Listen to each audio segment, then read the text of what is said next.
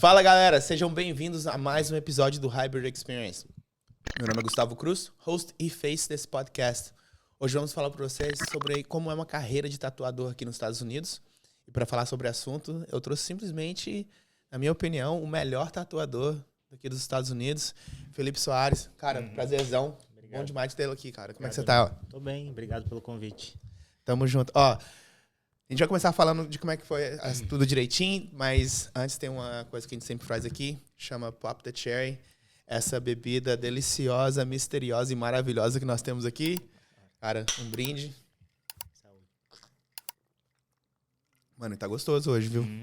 Tá Nossa, bom demais, velho.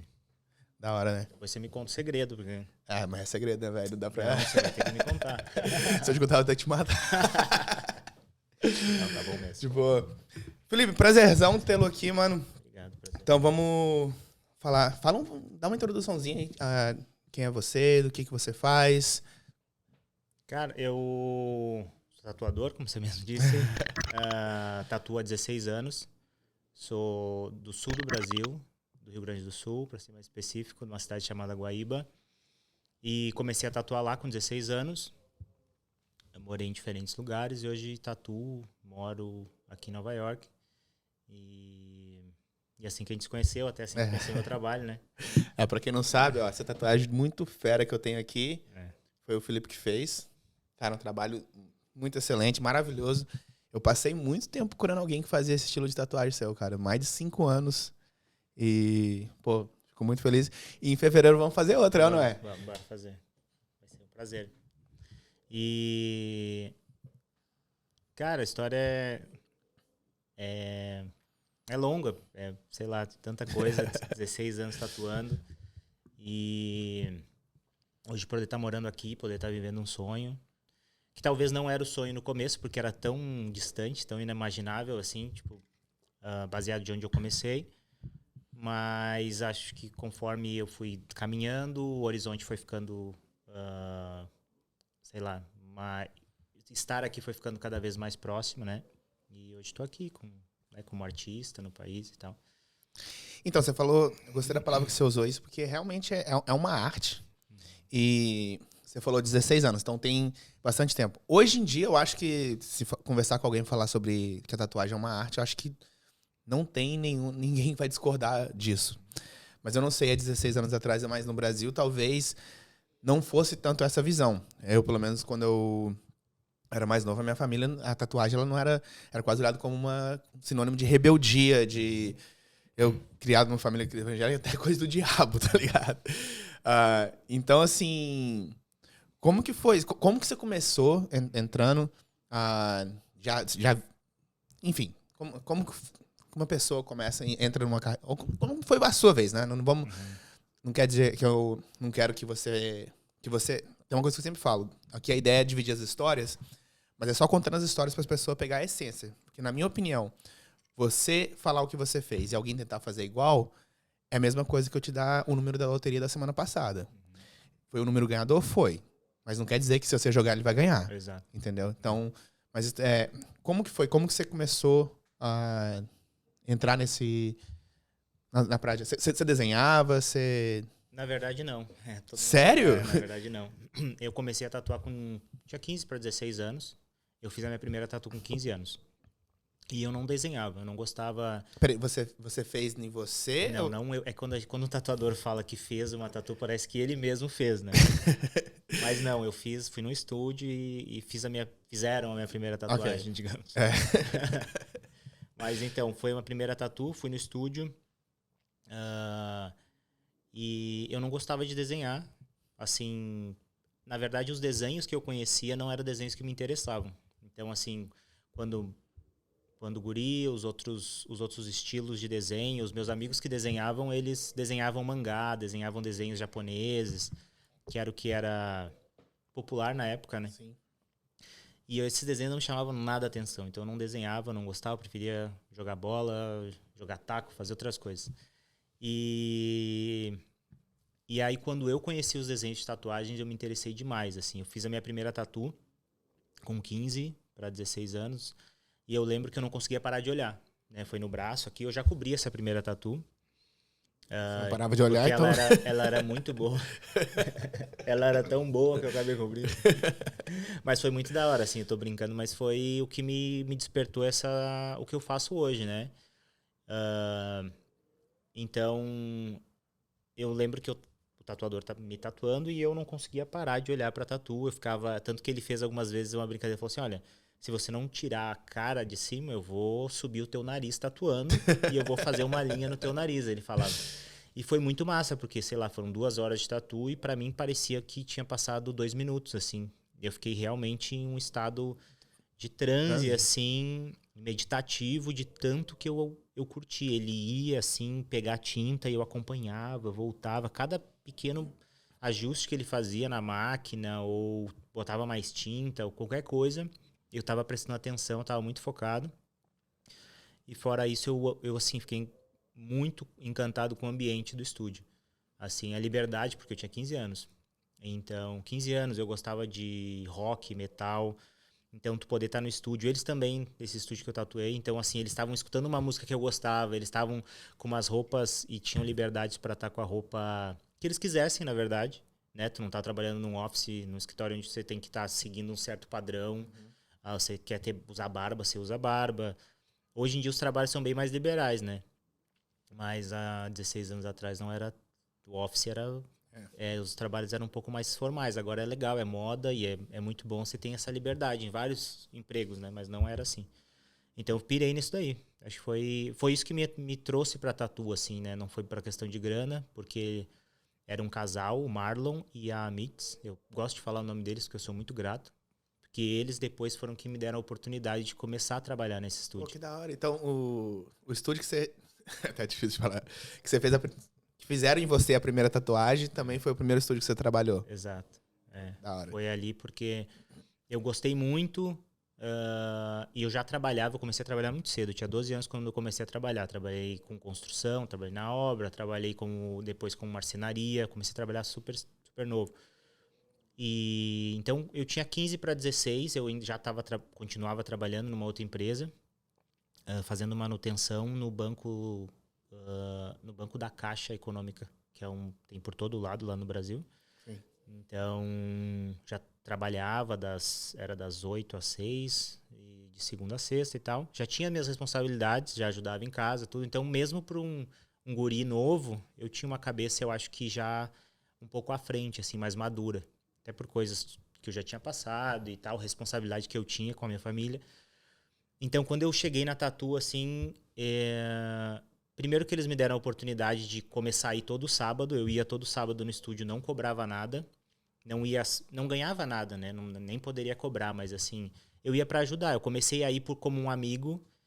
E já que eu tô aqui, deixa eu conversar com esses clientes, deixa eu atender, eles estão tão tipo, atarefado ali, deixa eu tentar tirar um pouco esse peso. Poxa, tem que trocar o lixo. Tem que, sabe, dar uma limpadinha aqui no banheiro no meio do dia, porque estava lotado o estúdio. O estúdio era pequeno, mas tinha muito movimento. Mas você gostava daquela atmosfera que tinha? Era o meu lugar, assim. Meu lugar. Então, eu pirava em estar ali. E aí lembro quando, tipo assim, começou... Ele, deixa eu pagar teu almoço, então, já que tu tá ajudando. E aí ele pagou um almoço no sábado, eu já achei aquilo ali demais, assim, porque ainda assim a gente foi almoçar junto com uma galera que eu gosto, num restaurante legal, que não era caro, mas era uma comida boa, que eu gostava. E aí aquilo ali foi muito massa. Então foi dessa forma até que ele falou, não quer vir no próximo sábado? Você ajudou e tal. Veio no próximo sábado, e assim eu fui, todos os sábados até... E aí a questão do desenho, né, Aí eu gostei de desenhar. Daí, quando eu comecei a olhar as pastas de desenho, antigamente os estúdios tinham pastas e pastas de desenho. Quando eu comecei a ver os desenhos de tatuagem, aí eu comecei a desenhar. Então eu desenhava todo dia, todo dia, todo dia. Que estilo de desenho? O desenho oriental, desenhos tribais, todos os desenhos mais com característica para tatuagem americana tradicional, que eram as pastas que a gente tinha, né? Então, esses desenhos eu gostava muito de praticar. Pegava revistas de tatuagens, ficava fazendo minhas versões dos desenhos, ou então só tentando copiar e tal. E eu comecei a desenhar direto. Tanto que com essa empresa, por algumas semanas, eu precisava viajar às vezes, né? A gente fazia atendimentos no interior do estado do Rio Grande do Sul. E eu é engraçado, porque eu entrei na empresa e eu com 16 anos, quando eu estava com 15 para 16, eu já tinha sido promovido 2 vezes. Então eu era o mais novo da equipe, mas eu era o responsável, o chefe, durante essa viagem. Então a gente viajava... Calma aí. Então, é que você tava ali de ajudante, e de Isso. ajudante você já começou a tatuar ou não? Eu comecei Você na começou a empresa... desenhar, que você falou, mas... Não, nessa empresa é só para falar assim sobre essa viagem, e eu viajava como responsável dessa equipe. Eu era o mais novo, mas eu era o que tinha o cargo mais alto entre os montadores, era cargos de montagem, né? Eu já era montador sênior. O que é montador? Montador pode ser de várias coisas. Você pode ser montador de móveis, você pode... No caso, era como eles chamavam, né? A gente fazia conserto nos móveis, cadeiras da agência do banco. Entendi. Então, o gerente abria um chamado lá e a nossa empresa era que tinha um contrato e a nossa não, né? Se fosse minha, eu tava... Mas assim, a empresa que eu trabalhava, a gente ia lá e fazia. Então, essa empresa começou a pedir que eu viajasse. E é engraçado, porque eu lembro muito dessa questão de desenhar, de estar praticando durante as viagens, porque eu era muito novo e eu não podia dirigir o carro da empresa para fazer a viagem. Então, eu era o responsável por aquela pequena equipe, 3, 4 pessoas que faziam uma viagem, faziam um roteiro lá de segunda a sexta. E já que eu não dirigia, perfeito. Eu desenhava a viagem inteira. Eu ficava do lado no banco do carona, desenhando. Tipo, a gente tinha que dirigir 5 horas até... Nossa, mas desenhando com o carro movimentando? Isso, pegando a estrada, assim. Também não era um desenho. Eu tava, tipo, começando, então tudo bem se ficasse Não, um agora pouco... eu sei porque você faz as linhas tão retas. Né? O cara acostumado... Eu nunca tinha pensado nisso. mas foi o que eu lembro assim, muito da época do desenho. E aí eu me interessei por desenho. Então quando a galera fala, nossa, você desenha desde pequeno, né? Você deve desenhar desde criança. Na verdade, não. Na verdade, foi uma coisa que eu acho que não era o... Eu não sei muito essa questão do talento, assim. Eu sou um pouco... não sei até que ponto eu acredito nessa parada. Não, você tem talento pra isso. Eu acho que... No meu caso, com certeza não foi talento. Foi tipo assim, o quanto eu coloquei de... Então, aí eu até queria... na hora que você esforço. falou da sua primeira tatuagem, me tocou uma parada aqui que eu ia até te perguntar pra ver se você acreditava nisso. É que às vezes eu falo que, tipo... Eu não acredito em destino, mas ele acontece. Entendeu? Tipo assim, a minha forma de... Que eu não quero acreditar que as coisas... Que tá tudo escrito. Porque se tá tudo escrito... Cara, a vida, pelo menos pra mim, perde um pouco do sentido. Que ela é só um filme. Eu prefiro acreditar que a vida é algo que eu construo. É algo que, tipo, que a gente faz da vida o que a gente quer que a vida seja. Em vez de você tá tudo já... Mas é interessante quando certas coisas parecem que, tipo... É quase que, tipo, encontrar o seu propósito. Que é aquele encaixe, que parece, tipo, mais ou menos o que aconteceu contigo ali. Tipo, não foi 2 horas sentado numa massagem. Foi 2 horas com o cara te furando, tá ligado? Exato, E você, tipo, entrando naquele estado de assim... Quase que uma conexão ali meio que espiritual, não sei, tipo, que te colocou no caminho que te trouxe onde você tá hoje, entendeu? Que é algo que eu acho que, eu imagino que seja uma coisa que faça até parte de quem você é hoje, da sua identidade. Não que o seu trabalho te defina, mas faz parte da sua identidade. E encontrar aquela... Assim, por isso que eu acho que quando falo do talento, eu acho que ele tem um pouco a ver com isso, entendeu? O talento, na minha opinião, não é que a pessoa tem... Ela nasce com um dom. Ela tem um dom de ter a força de continuar fazendo aquilo ali, apesar de todas as outras coisas. E dali vem o mestrado, né? Que ele fala das 10 mil horas. As 10 mil horas, é igual você falou das 2 horas para ser 2 minutos. Na minha opinião, esse que é o talento. É você... As 10 mil horas não parecer 10 mil horas de prática que você tem que colocar. Não sei, tipo... Eu concordo. Tipo assim, eu tenho uma visão de talento que foi da minha vivência, assim, nas minhas experiências, foi que eu não acho que eu tinha talento, mas eu acho que a minha personalidade encaixou pro que eu queria fazer. Eu acho que isso é o talento. Okay. Quando a tua personalidade encaixa para aquele trabalho que você está se dispondo ou aquela carreira que você está perseguindo. Então, por exemplo, eu trabalho desde os 12. Então eu era o ajudante do servente do auxiliar. Então, assim, eu fazia na obra tudo, assim, de ajudar de todos os cantos. Mas, por exemplo... Aqui a gente chama de geleia. Geleia? É o geleia. Então eu era o geleia, com certeza. É o que carrega saco, é o que... Lá no sul é o orelha seca. É, esse mesmo. E aí, então, por exemplo, mas se alguém falava assim, Felipe, você tem que varrer o pátio da obra. E aí eu varria o pátio da obra pra ninguém botar defeito. Eu não fazia correndo, eu não fazia de qualquer jeito. Eu falei, não, é o lugar que eu trabalho, Vou fazer com perfeição. eu vou fazer para que tipo, todo mundo se sinta bem trabalhando, porque está organizado, é o nosso campo de trabalho. Então, assim, eu tenho que mover tijolo, eu tenho que mover saco de cimento, eu tenho que tentar deixar as coisas mais fáceis ali e limpa. Então, eu fazia. Então, não demorei 2, 3 horas varrendo, que eu poderia varrer em 1 hora. E organizando, né? Mas eu fazia, e eu acho que, então, eu vejo isso na minha personalidade. Depois eu trabalhei com questão de marcenaria, eu também era caprichoso e, sabe, tipo, cuidadoso com o meu trabalho. E eu acho que isso encaixou na tatu, sabe?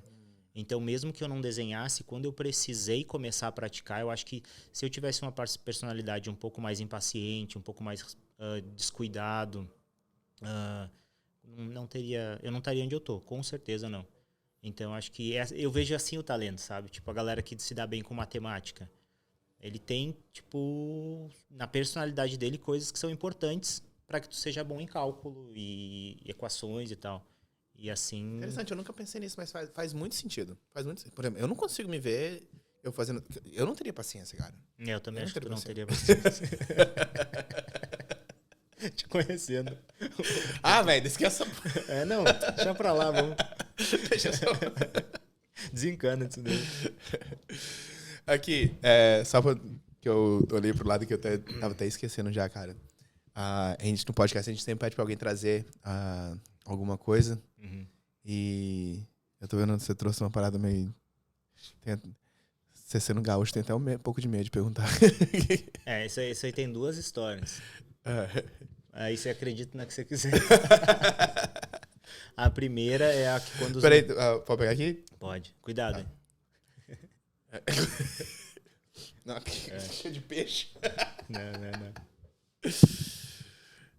Aí. Então, esse aqui é um tripé? Um tripézinho para celular, né? Um suporte para celular. E aí tem 2 histórias. A primeira é quando a galera vai lá em casa e vê que isso aqui tá tipo na mesa de centro e tal, que fala que é para mim gravar o meu OnlyFans. Então, se alguém quiser entrar como subscriber, você quer dar? Exato, se inscreve lá. Imagina, eu falo que já tem uma conta. Mas, então, tem a zoeira, a história da zoeira, né? Que é essa. E a história de verdade, porque isso pra mim remete quando eu falo com a minha família. Né? Porque eu toda vez, tipo, desde que eu vim morar fora e depois eu também, depois de morar no sul, morei em São Paulo. Depois a gente pode falar um pouco dessa caminhada, de como foi, assim, a evolução até chegar aqui. Que acho que é bacana, assim, também os estágios, assim, eu acho que eu fui passando, as coisas que eu fui crescendo, assim, lá no Brasil mesmo. Mas isso pra mim é família. Tipo, eu olhar isso aí, eu lembro que eu, por exemplo, antes de vir eu fiz uma chamada com a minha mãe, falo com meu irmão, agora tô... com os meus amigos, então é a minha conexão com as pessoas. Então, assim, eu poderia trazer o celular. Mas, na verdade, quando é quase que um ritual. Isso aí, tipo, na verdade, ele fica... Se eu acabei de usar, às vezes está na minha mesinha de centro ali na sala. Mas senão eu deixo atrás da TV, não é uma coisa que eu fico vendo. Uhum. Então, quando eu vou ligar pra minha mãe. Aí você põe no... Aí eu vou lá e eu faço como se fosse o meu setup. Entendeu? Tipo, eu puxo uma mesinha que eu tenho assim, eu arrumo. Então, tipo, parece que é onde eu entro num modo, assim, tipo, de falar com a família, de recarregar as energias e com os amigos e tal. Então, esse, pra mim, tem essa representatividade, assim, sabe? Interessante, eu vejo que você... Ou o OnlyFans, aí você... Depois eu vou procurar lá. Não, agora, isso eu acho que remete muito também naquilo que você falou, tipo, você tinha que lavar você tinha que carregar o cimento, você ia fazer todas as coisas certinho. Uhum. Porque você pode pegar o celular e... posso. Entendeu? Mas não, você já faz um setup ali tudo certinho pra... Porque eu já fiz FaceTime com minha avó e desliguei porque eu não tava aguentando mais segurar o celular, tá ligado? Mas eu fazia assim também. Também, tipo, não tinha mais posição, o braço já tava doendo. E até que eu falei, cara, eu vou pegar um... Eu comprei a primeira vez quando eu morava na Califórnia. Não foi uma coisa super pensada, assim. Eu tava, acho que numa Ross e eu olhei, assim, aquela coisa da fila e ir pro caixa e falei, nossa, esse tripézinho que devia ser 3, 4 dólares. Eu falei, cara, eu vou comprar isso, vai me ajudar. E foi, cara, era a minha janela pra falar com a minha família, assim. E é o mesmo até hoje? Não é o mesmo, infelizmente. Que aquele Pô, lá... 3 dólares, esse aí tá... Não, esse eu comprei aqui. Esse aí não foi Agora. mais 3 dólares. Não. O outro era bem... Esse não é... Esse acho que custou uns 8, mas o outro era mais simples ainda. E... Enfim. Eu tenho, tipo... E também tem uma parada pra mim que... Isso aconteceu quando na época que começou a pandemia, eu tava na Califórnia, eu tava em San Diego. Então, eu tava passando por um momento, assim, meio não, difícil, né? Então, eu tava me divorciando. No início de uma pandemia, eu tava para mudar para Nova York, e Nova York era o pior lugar do mundo para estar. Então, tipo, foi uma série de coisas. Então, eu tinha tempo, porque o meu estúdio estava fechado. Eu passava o dia inteiro, aquele medo todo. Aquela situação da pandemia no começo. E então, eu falava por muito tempo com a minha família. Tipo assim, eu fazia chamadas tipo de 2 horas com meu irmão, depois eu falava com o meu amigo de infância por 2 horas. Era minha companhia ali. Então, pra mim, até hoje tem esse remete desse lado, assim, tipo, é o Da hora. minha janela com a família ali. Sim, sim. E aí, tá aí. Não, é legal, cara. E tem tipo uma parada física também, tipo assim, que você pode... Até ajuda, que a gente tava conversando antes sobre essa ideia de marcar um horário ali pra poder... Porque o tempo aqui é muito corrido, velho. Entendeu? Assim, às vezes eu falo... Tem vários amigos meus lá do Brasil, que eu quero manter essa comunicação. Hoje mesmo eu queria ter ligado pra minha mãe, esqueci. Entendeu? Que o tempo passa muito rápido aqui. Às vezes você tem uma coisa física que você olha e você... É um gatilho também. Exato. É que nem às vezes... eu quero... Segunda-feira, eu tenho domingo e segunda off. Então eu gosto de... Às vezes, eu já deixo ele ali na mesinha de centro porque eu tô assistindo TV, eu tô fazendo alguma coisa, eu tô vendo. É bem isso, é um gatilho pra mim lembrar.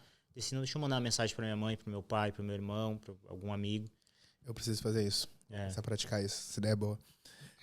Então, voltando aqui lá Aí, nas viagens com a empresa, você começou a criar esse gosto de desenho, ficar desenhando no carro. Uhum. Mas ainda continuava ajudando os amigos lá no estúdio de vez em quando? Ou... Exato, eu ia nos sábados, né? Nos sábados. Aí eu fazia essas viagens, ou... eu comecei, tipo... Eu consegui um bom tempo, ainda antes da empresa pedir pra mim viajar. E eu já tinha começado a tatuar aos sábados, nesse estúdio, como aprendiz, e já tinha feito algum outro cliente, coisas mais simples, quando a empresa pede pra mim viajar. Aí eu fiquei desenhando durante as viagens e no sábado eu ia no estúdio ainda assim, né? Mas aí teve um problema, porque eu ainda tava na escola. Tava, tipo, no 2º grau, né? A idade? Então eu era muito novo. E aí foi onde eu tive que fazer uma escolha. Tipo, eu falei assim, poxa, beleza. Na verdade, no começo eu não fiz uma escolha. Eu fazia a viagem, tatuava nos sábados, no domingo eu pegava caderno dos colegas. Não, calma aí, eu não vi quando que você começou a tatuar. Você começou a fazer o desenho, mas... Então, nesse tempo que eu ficava no estúdio, aos sábados, o dono do estúdio viu que eu tava me dedicando muito, que eu tava, tipo assim, me dedicando pro estúdio, que eu tipo, tava chegando mais cedo pra limpar, era o primeiro a chegar, às vezes o último a sair junto com eles ali. E mesmo só no sábado eu, tipo, dava o sangue ali, tipo, tentava ajudar ao máximo. E ele falou, pô, por que você não... Tô vendo que você tá desenhando, tá praticando também, né, os desenhos. Ele falou, por que você não tatua? Eu falei, nossa, imagina, seria, tipo, irado. Ele falou assim, não, tipo, pega um amigo e tal, eu te ajudo e você... Amigo da onça. Aí eu fiz num amigo a primeira lá. Ficou muito feio. Nossa, ficou muito ruim. O que foi? É porque ele também não me ajudou muito, que ele poderia ter feito um desenho mais simples, né? Aí, naquela época era muito comum, tu já deve ter visto, um desenho que é um coração, que tem umas chamas, uns flames assim saindo. Faca também. Nesse não tinha faca, mas era só tipo assim, da parte do meio do coração saíam uns fogos, assim. Sim. E aí ele fez esse desenho freehand ainda, e falou, tatua aí. Me ajudou e tal, mas foi, ficou parecendo uma beterraba, assim. Não parecia nada com o coração. Mas aqui, igual, por exemplo, a primeira vez que eu fiz a minha tatuagem, o cara... De repente que eu vi o cara imprimindo. Isso aí é... E colocando assim, eu falei... Caraca, eu não sabia que era assim. Mas isso é agora. Então, mas como é que era? A gente não tinha nem impressora, pra te ter uma ideia. Então, mas como é que... Você ficava literalmente olhando o desenho e já tatuando, ou você desenhava primeiro? Como é que Não, era? antes tinha uma parada que era muito comum, esse estúdio não tinha nem impressora quando eu comecei. Tu tinha um papel vegetal, aí tu, por exemplo, tu tem um desenho aqui que tu quer tatuar, né? Aí você tirava ele com papel vegetal primeiro, pra te sacar só as linhas do desenho. Ok. E aí depois você pegava esse papel vegetal e colocava em cima de uma folha de carbono. E aí você passava por cima dele de novo. E assim atrás do papel vegetal ficava marcado com carbono e aí você passava para a pele. Então era muito mais manual a parada. E às vezes, antes de começar a tatuar, eu comecei a ajudar eles nesse processo. Tipo, tirando o decalque. Então eu já tava que era uma forma de praticar já. Então eu já tava fazendo várias coisas, tipo ajudando a esterilizar o material, ajudando a limpar o estúdio, ajudando a fazer o decalque, várias coisas, montando a bancada para eles entre um cliente e outro às vezes. Então várias coisas do processo eu já tava fazendo, eu só não tava tatuando, né? E aí por isso que ele falou, poxa, você já tá, né? Já tá na metade do caminho talvez aí, tipo, com as outras coisas, por que tu não tenta? E aí eu fiz, ficou bem ruim. E aí... Mas eu gostei, assim, mesmo tendo ficando muito ruim. Você gostou do processo? Eu falei, não, eu vou tentar de novo. E eu tentei de novo, e assim eu fui fazendo. Alguns amigos e tal. Na minha cidade lá tem vários amigos que têm tatuagem... Bosta, porque foi você que fez no início. Mas eles que me ajudaram. Não, isso é da hora, mano. E aí... Mas aí... Bom, foi assim que eu comecei a tatuar. Mas nessa época também tem essa questão do trabalho, assim, de já estar trabalhando, de ter... essa responsa, a escola, eu fiquei assim, poxa, tem a empresa, tem o estúdio, tem a escola, né? Falei agora, né? Aí eles começaram a pedir para mim viajar, aí por isso que eu contei, falei, poxa, eu chegava, trabalhava de segunda a sexta, no sábado eu ficava no estúdio, e no domingo era o dia que eu tinha para descansar, só que eu tinha que recuperar a matéria, porque eu não consegui ir nas aulas de segunda a sexta. E eu comecei o ano assim, agora eu não lembro se foi o segundo ou o terceiro ano. Acho que foi o terceiro ano. E aí, eu comecei o março assim, que é as aulas começam em março. Comecei em março, abril, maio, e fui fazendo dessa forma. E os professores me ajudavam. Eles falavam, não, a gente sabe que tu tá trabalhando, a gente sabe que tu não tá deixando de vir nas aulas por vagabundagem, então a gente te libera. Fazia umas provas pra mim, nos horários malucos, assim, sabe? E aí, mas aí quando chegou, sei lá, abril, por ali, eu falei, cara, não tem como. Porque não tava conseguindo, não senti que eu tava aprendendo, também não tava conseguindo fazer certos trabalhos, eu tinha só um dia pra fazer o que os caras tinham a semana inteira, né? Sim. Aí foi onde eu me vi numa situação, falei, cara, ou eu vou all in nessa parada da tatu, ou eu vou, não faço a tatu e sigo estudando e tal, né? Por quê? A ideia é que quando eu viajava, eu podia escolher não viajar, mas quando eu viajava eu ganhava muito mais. Ganhando muito mais, eu conseguia guardar mais dinheiro, porque eu sabia que quando eu fosse começar a tatuar, eu ia passar um tempo de aperto, assim. Tu não começa a tatuar e já começa ganhando dinheiro, pelo menos não era assim. Então eu tive que me preparar, eu não tinha grana, mas eu pensei, não, se eu ficar viajando por tantos meses, o meu salário quase dobra todo mês. Então eu consigo salvar mais grana e me preparar para fazer esse movimento, essa transição do trampo para só tatuar. E aí por isso que eu deixei de estudar. Tu não terminou o segundo ano? Caraca, mano. Não, para viver o que eu vivo hoje. Pô, é que as coisas tu parece ser o maior cara estudado, velho. É, né? Isso engana bem. Mas eu acho que, assim... Mas não te fez falta? Não fez. Só se eu Graças for preso. a Deus, né? É que eu não fiz faculdade, né? Diz quando tu não... Não. Mas acho que aqui não tem... Não sei. Não sei se aqui eu não sei, mas no Brasil tem essa história, né? O cara faz faculdade pra quando ficar preso, ninguém... Foda. pra não sofrer, né? Mas eu não tô pretendendo ser preso também, então tá. Mas enfim. E aí... Então tem essa parada, assim. Na verdade, eu tenho o maior orgulho de ter tomado essa atitude. Eu brinco, eu dou risada, meus amigos me zoam às vezes. Sua mãe foi de boa com essa... Eu falo assim, cara, às vezes quando eu tô indo bem, eu tô fazendo alguma coisa, e ainda eu brinco assim, zoo, falo, isso que eu não terminei a escola, imagina se eu tivesse feito. Sabe, quando as coisas estão dando certo, quando, sei lá, tu adquire uma Imagina coisa. Eu zoo sempre assim, falo, isso que eu não terminei a escola, imagina. E aí, os meus amigos sempre me tiram onda por causa disso.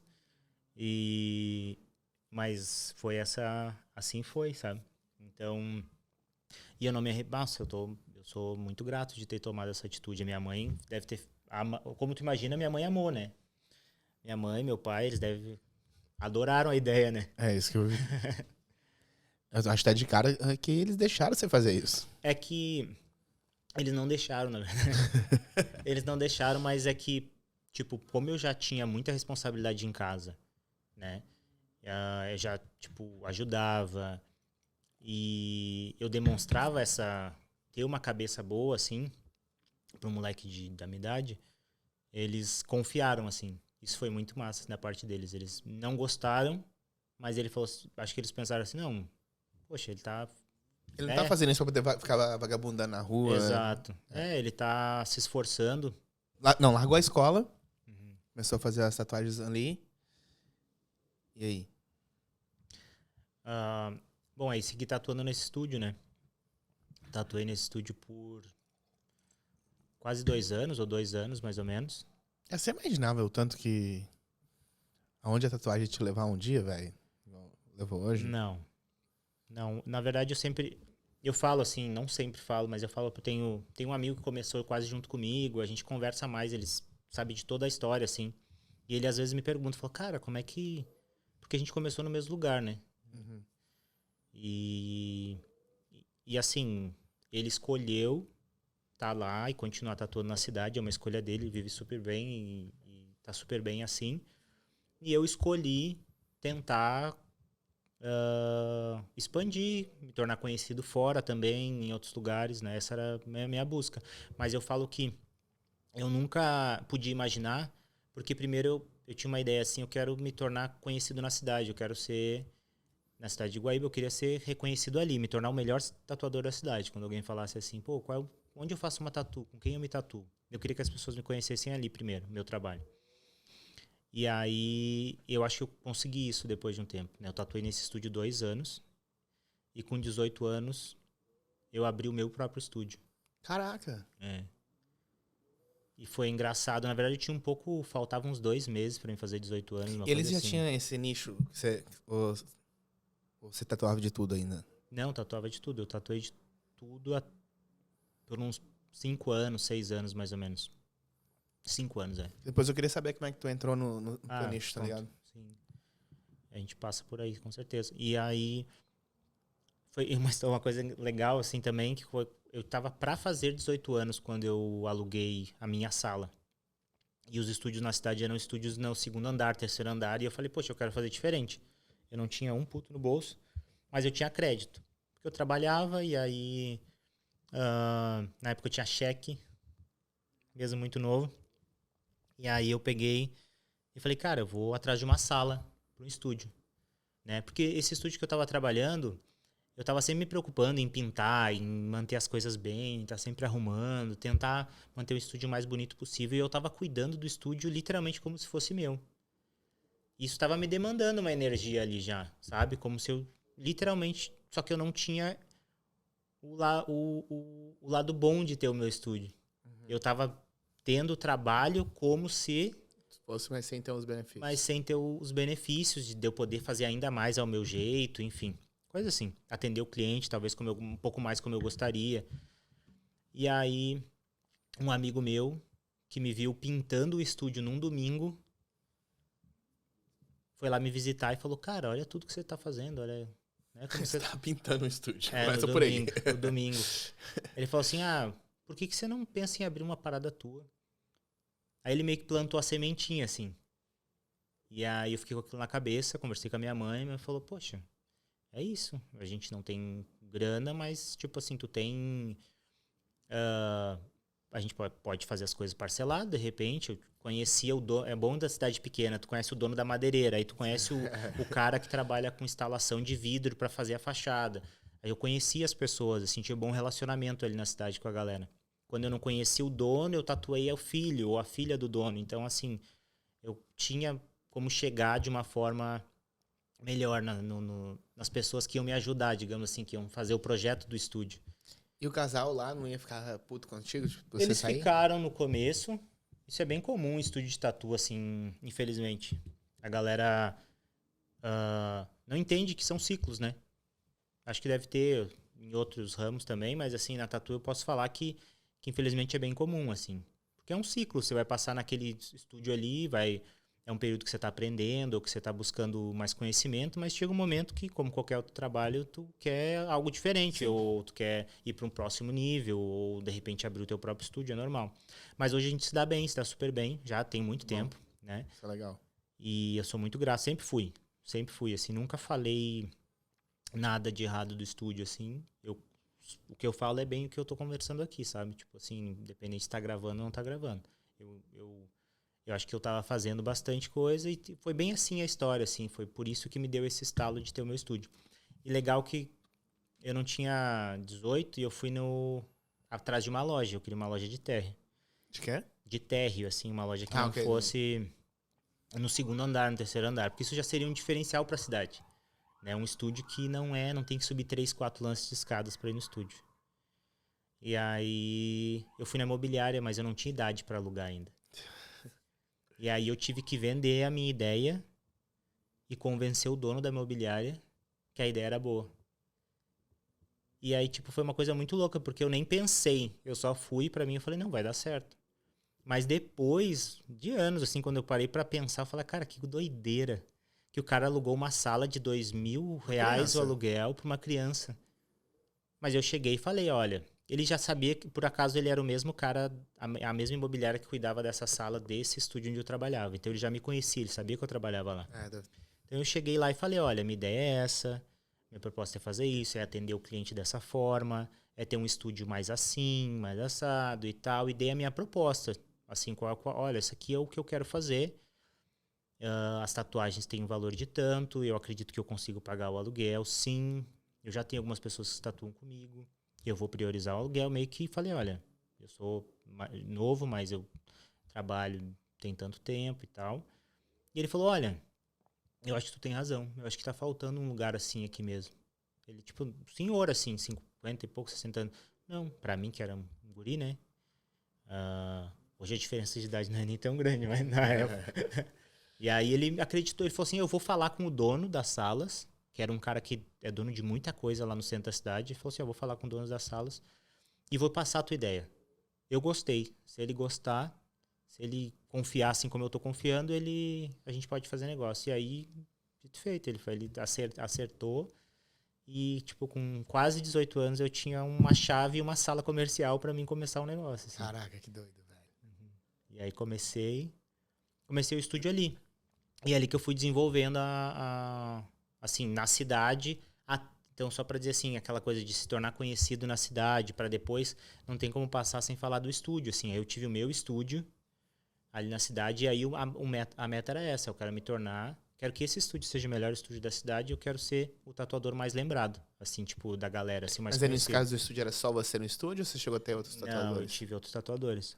Que da hora, mano, novinho desse jeito. Uhum. A gente chegou... foi por muito tempo eu e mais 2, depois eu e mais 3. E aí tinha uma menina que fazia piercing, que também ajudava na questão de mídia social do estúdio, atendia na recepção. Então, a gente chegou em 5, éramos em 5, né, ali. Mas eles eram como sócios ou era como, tipo... Não, eles trabalhavam como funcionários, digamos assim. Sim. Não é contratado. Então você carregava o negócio todo sozinho? Ah, sim. Sim. E é muito louco, porque o estúdio, como foi feito todo a prazo, eu não tinha dinheiro para investir. Então... Eu tô rindo de outra... Fala. Não, quem tá falando... As coisas...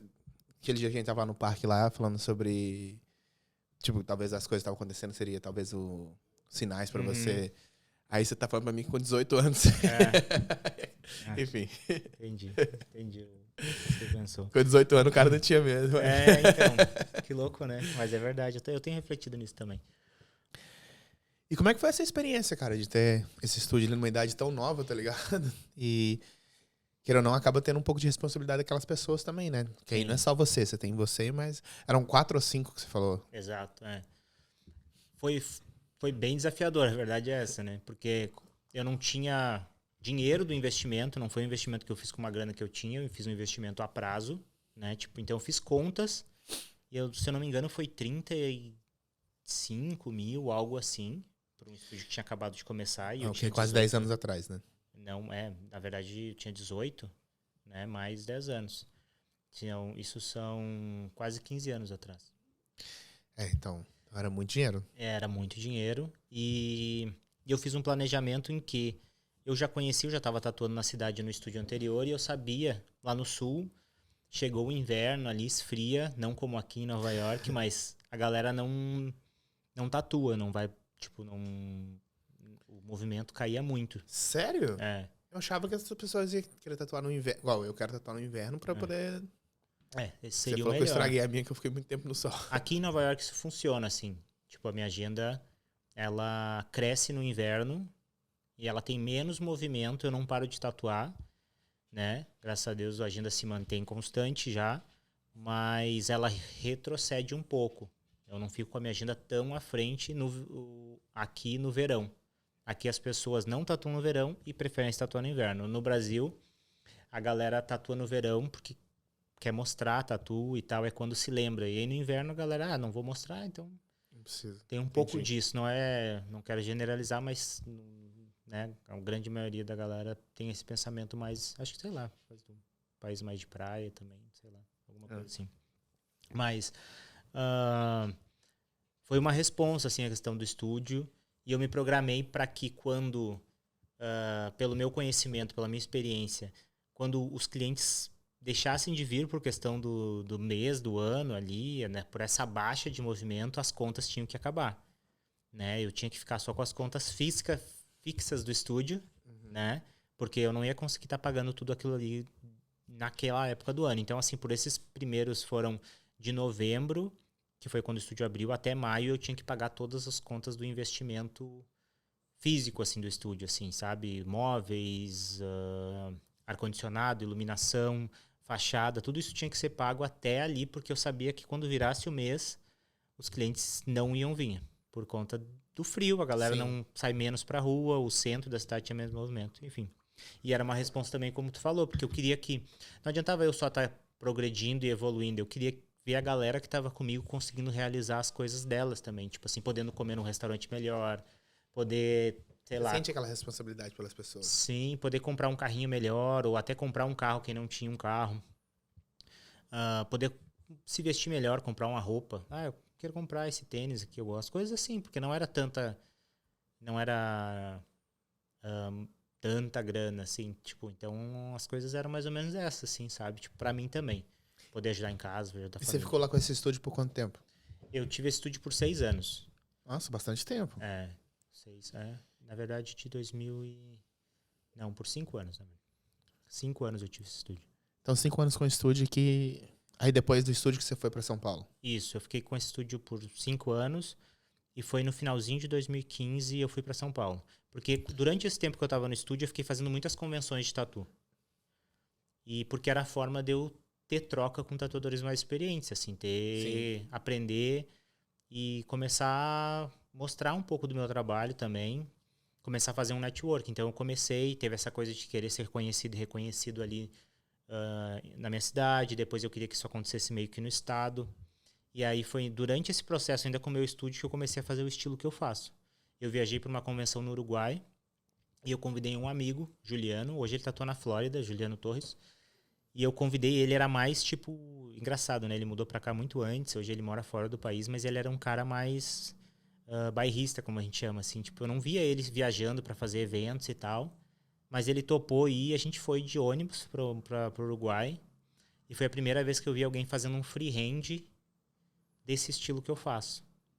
Porque pra mim esse estilo era muito, muito chato, na verdade, porque eu não sabia desenhar ele, então quando a gente fazia, a gente imprimia um desenho, passava por cima, então era super entediante fazer esse estilo, né? Eu não sabia criar, eu não sabia mexer com os formatos dos desenhos, então era literalmente passar por cima. Então eu não via graça nesse estilo. Quando eu vi ele fazendo dessa forma lá no Uruguai, inclusive ele ganhou o prêmio nesse evento, com esse trabalho, eu fiquei assim deslumbrado. Falei, nossa, dá pra fazer isso desse jeito? Peraí, você vê, ele tava fazendo esse... Ele tava fazendo assim, porque ele já trabalhava com esse estilo, só que eu não tinha muito, até então, tido a oportunidade de ver ele fazendo como eu vi nesse dia. Sabe? Eu já tinha ido visitar ele tatuando, mas eu não tinha visto ele pegar uma peça do zero, um braço limpo, e encaixar o desenho no corpo, moldar o desenho no corpo como ele fez.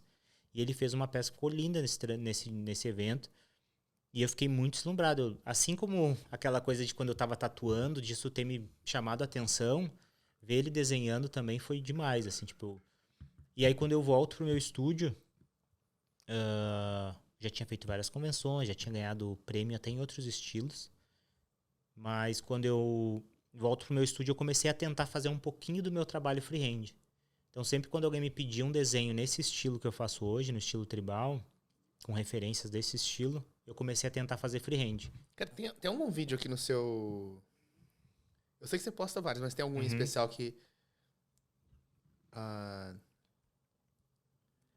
que eu vou te falar. Eu não sabia. Primeiro eu achava que... Minha experiência... hoje eu tenho 3 tatuagens, mas a primeira tatuagem foi essa aqui do Texas.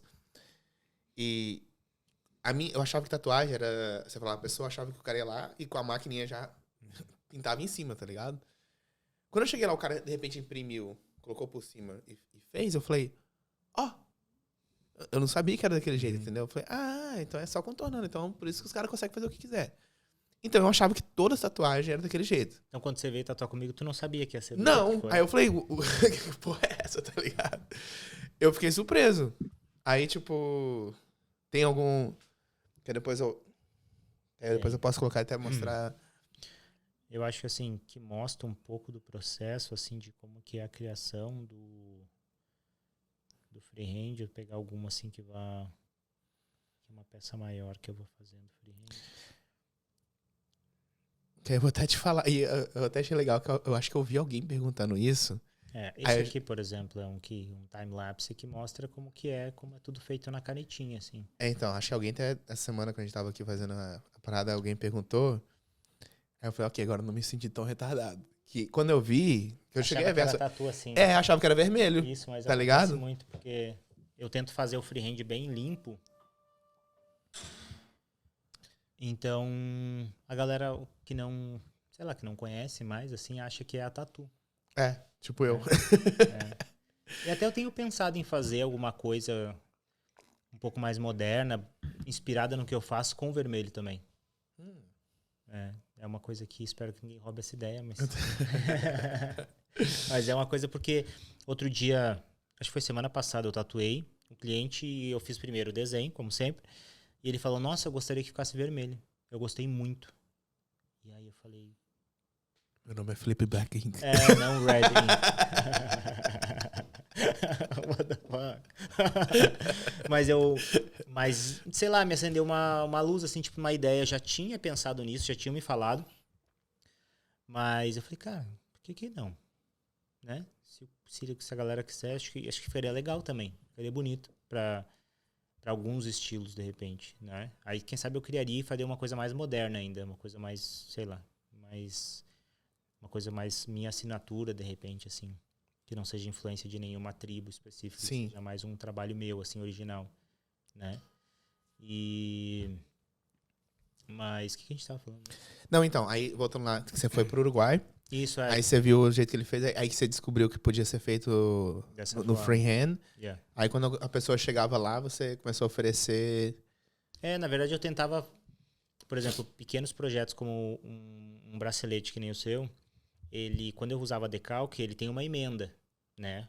Mesmo você usando um papel para envolver assim o desenho, o decalque, você precisa fazer uma emenda. E essa emenda, antes eu comecei a fazer cada vez mais isso freehand e comecei a aumentar e comecei a decalcar menos e fazer mais freehand.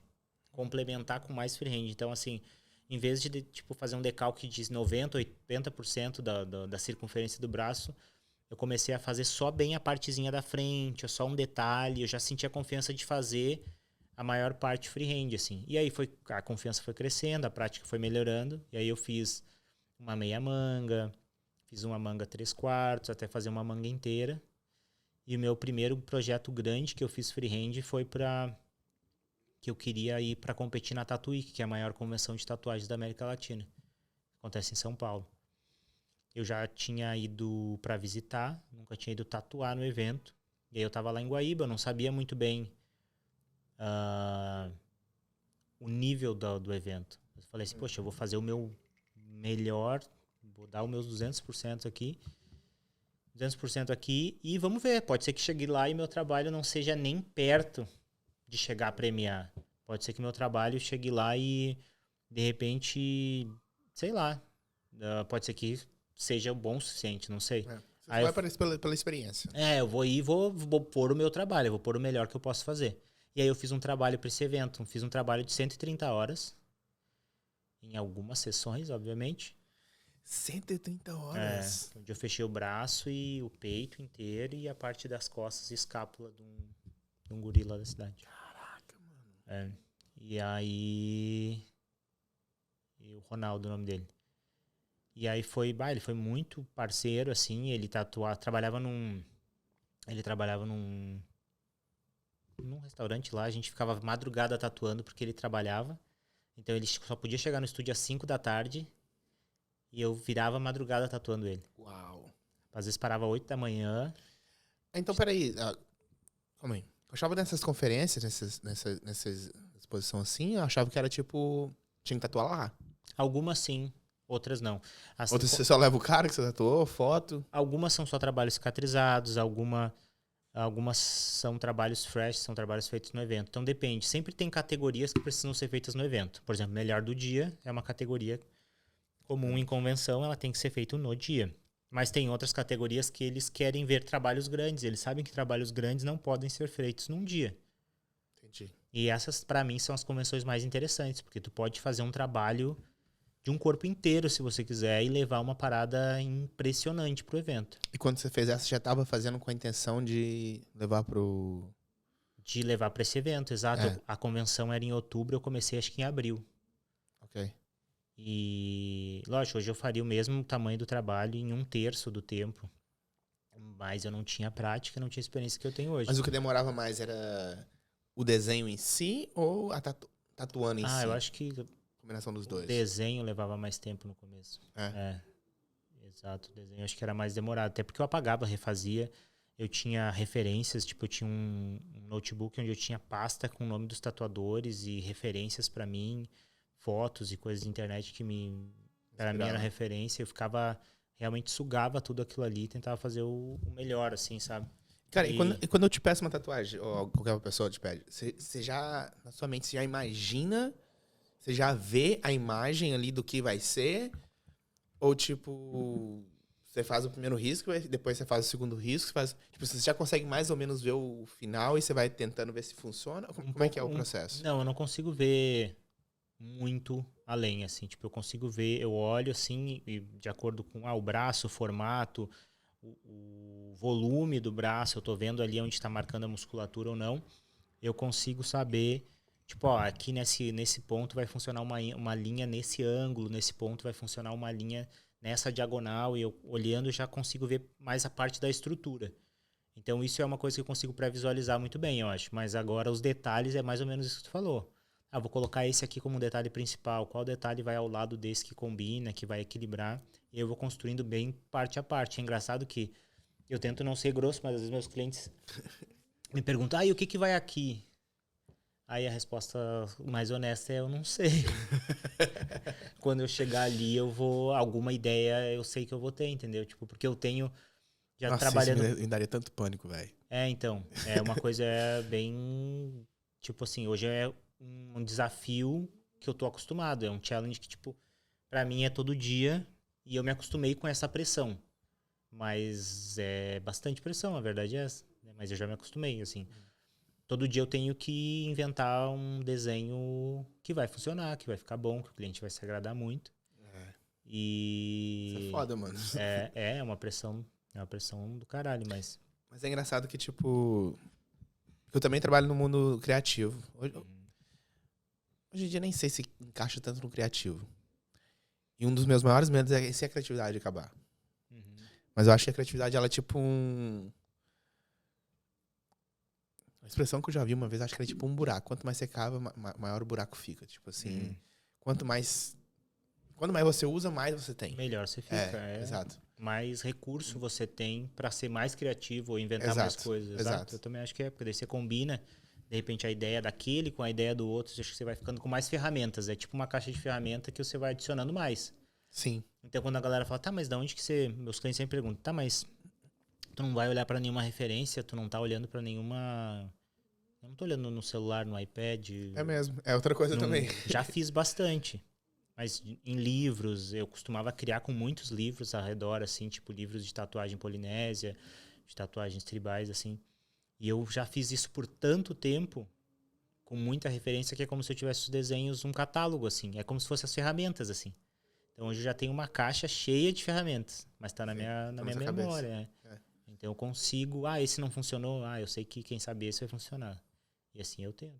Também não tenho vaidade de apagar o desenho quantas vezes for preciso, assim. Aconteceu semana passada, eu tô tatuando a Andressa, ela é esposa de um amigo meu. A gente tava fazendo o braço dela, é um estilo ornamental. E eu já tava desenhando umas 2h30. Assim, geralmente já desenhando, só desenhando. Só desenhando. Geralmente é o ponto que eu tô perto de começar a tatuar. Eu desenho geralmente por 2 a 3 horas todos os dias antes de começar a tatuar. Na pele do cliente. E eu apaguei o desenho. Eu não gostei. Eu falei, não, pode ser melhor. Tava Depois bom. de 2 horas. Apagou tudo? Tipo, tava bom. Ela tava satisfeita, mas poderia ser melhor. E aí eu apaguei e refiz ficou melhor. Entendeu? Então, tipo... não acontece tanto hoje que eu consigo ser mais assertivo, mas já aconteceu muito. Então, mas ainda assim, se eu precisar, se eu achar que pode ser melhor, eu não tenho problema. Assim. Inclusive, também não é uma coisa que acontece, mas a gente tem dias bons e dias ruins, já aconteceu, de eu estar desenhando e teve uma vez quando eu tatuava em São Paulo, a gente já quero fazer essa transição, assim, explicar a questão do Sul para essa mudança para São Paulo. Mas eu também desenhei por umas 4 ou 5 horas. E no final eu apaguei e falei, cara, vamos tatuar outro dia. Hoje a minha criatividade não... Hoje eu não cheguei no nível que eu esperava. Ele falou, nossa, mas tá bonito, eu gostei tanto. Eu falei, mas confia em mim, quando você voltar... Vai ficar melhor ainda. Vai ficar melhor. Eu vou tirar uma foto, e eu tirei uma foto e quando ele, sei lá, um mês depois, na próxima sessão, quando ele voltou, eu redesenhei e ficou bem melhor.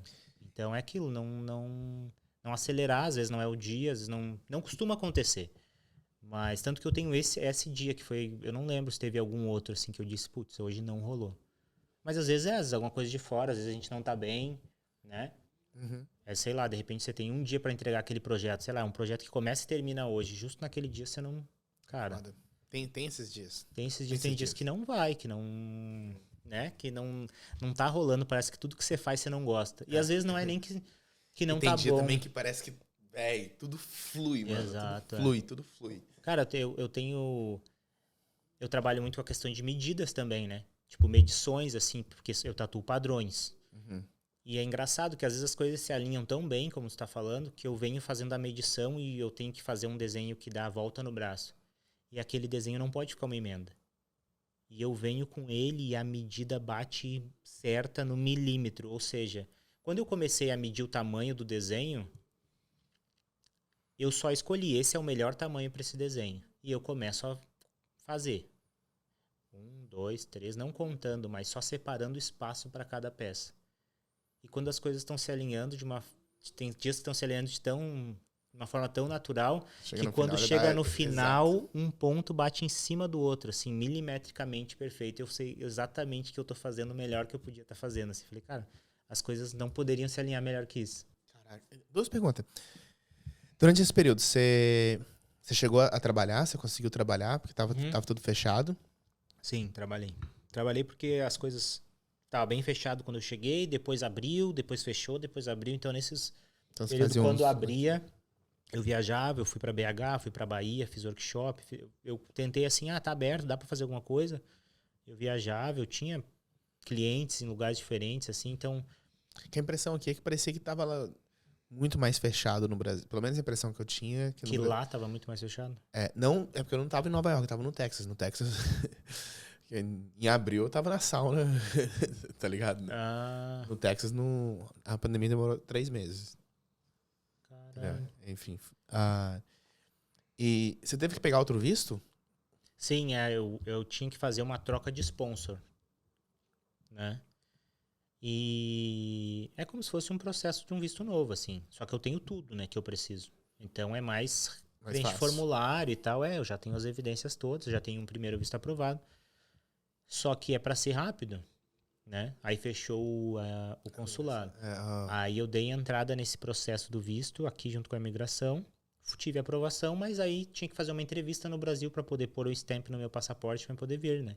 Sim. E quem disse que o consulado abria, então eu fiquei lá esse tempo todo. E ainda um amigo meu ainda falou, cara, já que você vai ter que ficar, eu conversando com ele sobre a ansiedade, esse negócio, nossa, será que vai abrir? Será que não vai abrir? Ele falou, meu irmão, já que você vai ter que ficar no Brasil esse tempo, aproveita, curte, tipo assim, com a tua família, com teus amigos, trabalha com as pessoas que você gosta de trabalhar. Ele, inclusive, era um dos colegas de trabalho lá de São Paulo. Falou, cara, surfa, faz as coisas que você gosta. Quando você voltar, depois você vai sentir falta, então aproveita. E foi isso que eu fiz. Aí eu fiquei lá, aproveitei. Melhorei muito, eu acho, assim, cresci muito pessoalmente, tipo assim, me preparei muito pra voltar, sabe? Muito mesmo, assim. E acho que eu voltei com as expectativas muito mais realistas, conhecendo muito mais o país, sabendo das dificuldades, assim, a primeira vez foi um laboratório, tipo assim, foi difícil, mas, cara, me ensinou muito, muito. Porque eu acho que eu não culpei o lugar, sabe? Como assim não culpou o lugar? Eu não culpei... não culpou, ok. eu não culpei o lugar, não culpei o externo, entendeu? Sim. Eu tentei procurar o que eu poderia fazer, que é o que estava no meu alcance no final das contas, né? Que é o certo, na minha opinião. Acredito que sim. Depois eu fui ver que sim, né? Eu fui desenrolando e aprendendo, né? Com a cabeça que eu tô falando agora, não era a cabeça que eu tinha na época, né? Mas eu também, hoje eu acho que sim. E aí voltei em janeiro do ano passado pra cá. Pra aquele estúdio ali da 37. Isso. Voltei pra lá, já tinha contrato assinado, já tinha o visto, tudo pronto, e eu falei, não, eu vou me dar mais essa chance. Os Estados Unidos tá aqui, tá consolidado, tá indo bem ou tá indo mal, ele vai seguir aqui, entendeu? Tipo, a chance é pra mim, né? Tipo... Da hora essa sua forma de pensar, mano. porque eu pensei, cara, eu acho que eu posso fazer melhor, tá ligado? Tipo assim, eu acho que eu posso ter um approach diferente em certas coisas, eu acho que eu posso... o que eu mais queria, eu falava isso, assim, tipo, pra minha mãe, ou pra algum amigo mais próximo, assim, não é uma parada... Eu falava assim, cara, o que eu mais quero... Tá, mas qual é a vontade que você mais quer? Eu falei, eu quero me ver no mesmo ponto onde eu joguei a toalha. Eu quero mais é que, tipo, cara, eu quero que o lugar me desafie, assim, te fala, cara, você tá se sentindo sozinho, você tá sentindo falta dos seus amigos, você tá sentindo falta das pessoas que você trabalhava, ou sei lá, mas eu quero que ele me desafie, que ele me coloque na mesma sinuca, assim, tipo de bico, assim, como falam, sabe? Tipo, eu quero me ver de contra ao desafio que me fez jogar a toalha, e eu quero dar risada disso aí. Tipo assim, se eu fizer isso, eu posso voltar, não tem problema. Pode ser que eu escolha ficar lá, pode ser que lá seja o lugar para mim morar, pode ser que eu queira fazer a minha vida daqui para frente nos Estados Unidos. Ou não. Mas esse era o objetivo, não era chegar, ficar, fazer green card, que nem eu fiz. O objetivo principal era falar assim, eu quero chegar, passar as mesmas dificuldades, porque eu sei que elas vão vir, e eu quero saber lidar diferente. Se eu souber lidar diferente, já valeu para mim. E aí eu posso dizer, poxa, quem sabe eu quero voltar pro Brasil. Maturidade, velho. Tá ligado? Quem sabe eu quero voltar pro Brasil, quero estar perto da minha família, como eu não tô desde 2015. E eu ia voltar, se fosse o caso, super feliz e super tranquilo. Entendeu? Você fez a parte. Exato, porque eu me coloquei e eu acho que eu cresci, entendeu? Que eu vi aquelas situações e que eu consegui, sei lá, eu consegui passar por elas, assim, de uma forma mais tranquila, pra mim. Sim. Sabe? Eu queria ser mais... que passar por esses desafios novamente e ser melhor pra mim, assim, sabe? Então, eu acho que foi isso. E aí, quando isso aconteceu, agora aqui, em Nova York, eu falei, cara, eu quero continuar aqui. Tipo assim, minha carreira tá indo bem, eu tenho amigos. Tipo assim, hoje eu vejo que eu tenho uma galera. A gente até conversou outro dia, né, em off também falando sobre essa questão de repente mudar daqui ou não, e como a gente estava falando que a gente já valoriza amigos que a gente tem aqui, pessoas que a gente curte, que tem uma ideia legal, que a gente fala de investimento, mas fala um monte de besteira também, entendeu? E eu dou muito valor para isso daí, esse equilíbrio, tá ligado? Nas amizades. Sim. E aí... Então hoje eu já não me vejo mais, sabe? É que eu lembrei que o que a gente tava fazendo aqui sexta-feira, aqui nessa sala do óculos. E agora gravando aquilo ali, cara. Aquilo ali é o suco, o puro suco. Não, aqui, ó, é o balanço. Hoje nós estamos aqui gravando um podcast, sexta-feira tava. Falando uns papos mais cabeça e tal. É isso aí, cara. Mas isso é. Cara, isso é o que tem de melhor, assim. Sabe? A gente sai e tá, às vezes estamos num. Sei lá, né? Estamos falando de uma coisa séria, falando de besteira, mas. Aí eu pensei nisso, falei, cara, eu vou ficar. E fiz o green card, e graças a Deus tá dando tudo certo. Então, rapidinho, só pra... Tem o quê? São 3 anos de... Se for juntar tudo, é 3 anos de... Quase 3 anos. Você viu alguma diferença tatuando aqui, tatuando no Brasil? Nesses 3 lugares. Eu sei que você já fez várias convenções, já tatuou vários outros lugares, mas fixo foi no Rio Grande do Sul, São Paulo e Nova York. E Califórnia. E Nova York. Tem diferença? Que queira ou não, são pessoas, igual você falou. É tinta na pele e são pessoas. Então, teoricamente, é a mesma coisa. Ou não? Tem diferença? Cara, eu acho que... Acho que nessa parte não, como você falou. Se é tinta na pele, são pessoas. Mas... tipo, o Brasil... fiz grande parte da minha carreira lá. Mas aqui nos Estados Unidos eles valorizam mais a parte artística. É isso que eu tava imaginando também. Eles valorizam mais o que é feito à mão. Eles valorizam mais isso do que o produto, eu acredito. Né? Eu acho que, tipo assim, é uma parada aqui feita artesanalmente, ela ganha valor. No Brasil, que nem tem aquela ideia, o cara compra uma casa de 500 mil, mas o pintor cobrou 5 mil pra pintar a casa e ele achou caro. Entendeu? Então, tipo, sei lá, coisa assim. Então, eu acho que aqui a galera tem eu não posso reclamar, tenho muitos, assim, eu sou muito sortudo com clientes, assim. Então, no Brasil, eu tinha ótimos clientes que me valorizavam, que eu me sentia valorizado também. Mas aqui, acho que as possibilidades para quem trabalha com a parte artística assim, se eu quiser fazer quadros e fazer uma exposição e começar a vender isso e sei lá, eu acredito que aqui tem essa questão de valorizar a parte artística um pouco mais, assim. E aí, entre a Califórnia e Nova York, eu não acho que tenha muita diferença, falando da tatuagem em geral. Para mim, obviamente, teve, como eu contei, mas é uma questão específica que aconteceu comigo ali, que eu acho que é uma vivência minha, né? Não é uma parada da tatu. Mas, no geral, daqui lá, assim, falando de tatuagem, eu acho que é bem parecido, né? Aqui só o ritmo é diferente, mas aí já é outra questão, já é a questão da cidade, da forma que as coisas acontecem, né? É realmente muito puxado aqui, as coisas em Nova York parece que não para, cara. A pressão. Cara, tinha uma outra parada que eu queria perguntar, acabei... Deu um branco na minha... Deu um branco total aqui. Mas, pra terminar aqui, tem uma pergunta que eu sempre gosto de perguntar. Se você pudesse voltar ali no início, seja quando você chegou na Califórnia, seja quando você chegou em Nova York, ou seja quando você começou a sua jornada antes da sua primeira tatuagem. Se tivesse um conselho que você pudesse voltar e dar pra você ali no início, aí eu deixo você escolher quando que você seria assim. Porque, se for para pensar, sua vida teve vários reinícios, né? Seja em São Paulo, seja ali no início mesmo, seja em Nova York, Você escolhe um deles, ou se for igual para todos eles, se você pudesse voltar e dar um conselho para você mesmo, qual que seria? Cara, é difícil. É difícil porque eu acho que mesmo dentro das coisas difíceis que eu passei, eu vejo elas muito necessárias, sabe? Pensando num conselho que talvez pudesse me tirar da dificuldade, não sei se eu teria feito isso, sabe? Essa é a questão, tipo...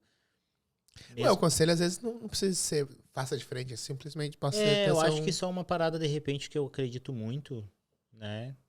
E essa questão do processo, assim, tipo, por mais que seja bem clichê, pra mim, a parada de acreditar no processo, assim, tipo, nas coisas que você tá passando, é uma parada muito...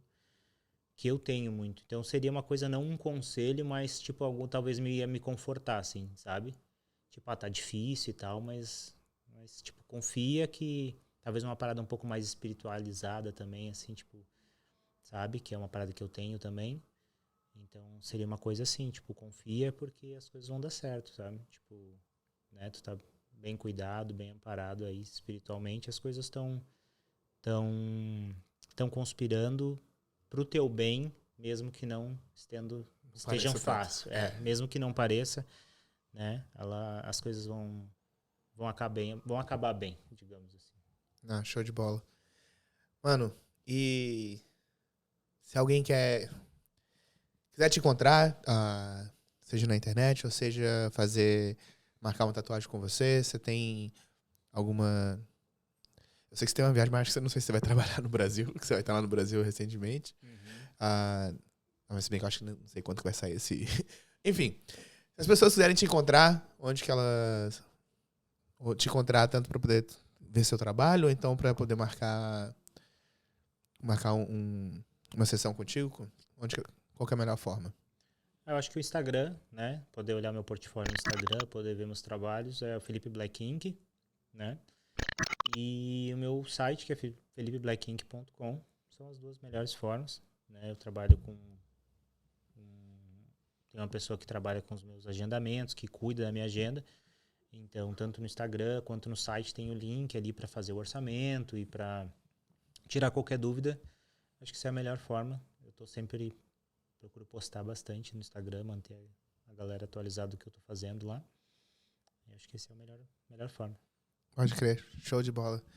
Meu brother, foi um prazer. Cara, mano, muito obrigado, mano. Obrigado a você. Tua história é muito bonita, velho. Tipo, tu é um cara vencedor, tá ligado? Obrigado, irmão. Tipo, e... Também. Obrigado. Me admiro muito ver você que, tipo... Porque é muito fácil a gente conquistar uma coisa e, tipo... Tô bem, velho. Tô aqui, já tô... Mas, assim, você é um cara que parece que... Você subiu no degrau, você vê que tem uma escada. E não para naquele lugar, continua subindo. E, tipo, isso é motivador, entendeu? Então, eu espero que outras pessoas possam ver isso aí também. E ver isso também, tipo, ter essa mesma garra que é muito bonito isso que tem em você, mano. Obrigado, irmão. Foi um prazer imenso. Eu tenho admiração por ti também, você sabe. Acho por isso que a gente se conectou, pela questão das histórias, né? Acho que a gente tem uma troca muito massa, assim, de amizade, de vivências mesmo, assim. A gente tá sempre tem muita falando. Coisa parecida. Exato. E pra mim foi um prazer, cara. Primeira vez que eu faço algo assim, né? Primeiro podcast, falar um pouco da minha carreira. É legal, é muito bom poder relembrar as coisas e não esquecer, né, do processo. Né? Demorou. Obrigado. É nóis. Tamo junto. Valeu.